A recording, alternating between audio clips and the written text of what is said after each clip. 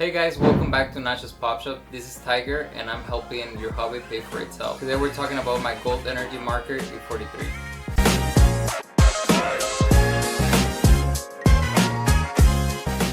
This is how I went from $0 to $5,700 with just one single card. The story about this card is the second manga from Dragon Ball that ever came out. This card is like super rare, there's not a lot of them out there. If you go and look at eBay, you'll see a handful of listings. And when I first started getting into Dragon Ball at the start of the year, because I watched Dragon Ball growing up, so I'm a big fan of Dragon Ball, I was looking for cards that were rare and there was not a lot of them out there. And this was one of the cards that spoke to me, especially because of the manga artwork. I mean, you're seeing literally Kid Goku on a Chocobo, and you're seeing Bulma even with a gun, which is even more fun. I think it's just like a crazy concept and it's just a beautiful piece of work. And the story of how I got this card for $500 is because I was at a local card show here in Arizona and I came across a vendor that had this card out on their booth and they had a price for $500, and I was looking at it because there's not a lot of Dragon Ball cards out there. And that one obviously piqued my attention because of the manga cover. We were talking about Dragon Ball and he started showing me other cards, and we look at recent sales and it was priced a little bit less than what he was actually selling it for. And I think we both connected with the Dragon Ball anime, and he was cool enough to tell me like, oh, it's fine, I'll just take the sticker money and you can take it if you want. And that's how I basically bought it. And then when I got home later on, there was another sale that was higher.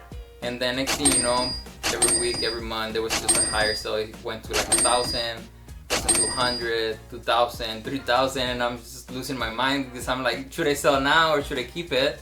But I ended up keeping it for the longest time until like basically last week or so that I sent it to get graded, hoping to get a 9.5 because I knew it wasn't going to be a 10. But I did get the best grade possible, which I was hoping for, which is a 9.5. And now this card is worth $5,700. So you might be wondering how this $500 card turned into $5,700 at this point. I posted on my story about a week ago that I had sent this card to get graded and that I had obtained a 9.5. And I was basically just telling everybody that it was crazy that it went from $500 to now $5,700.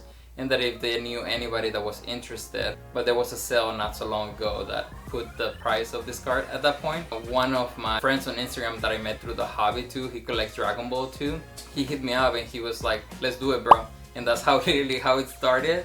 And then we just started talking about, you know, what the fair value was. He really wanted to have this as a grail for his collection. So that was his main thing, and he wanted to work a deal with me, and I wanted to work a deal with him for the first time too. And then he ended up offering me $1,200 in cash, a red manga trunks, and a black label, which also will be my first black label card ever. And black labels are hard to come by, and that card is just beautiful. So we saw the listings. There was only one listing on eBay for that card, which is $3,200. So we ended up valuing that card at $3,000, which is fine for me.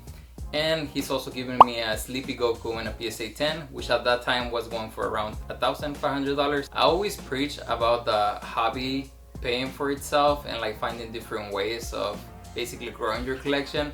I mostly grade, and that's how I grow my collection. So I buy raw cards, grade them, sell them, or trade them.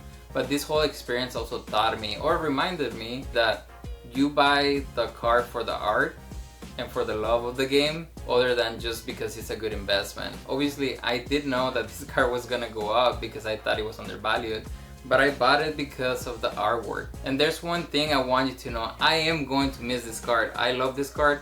I had it raw, not graded for like months, and I always looked at it and I was like, I need to grade it, I need to grade it. And at this point I'm like, oh, I wish I didn't grade it because I wanted to hold on to it a little bit longer. If you want to learn about different ways to let the hobby pay for itself, make sure to follow me on Instagram at Nacho's Pop Shop and subscribe to this YouTube channel, because I will be making more videos about cards that are undervalued, cards that you can buy and grade so you can make some money if you want, or simply just buy cards because you love them, you love the art, because basically this is what I did with this card. I love the art more than the investment, and now it's paying off.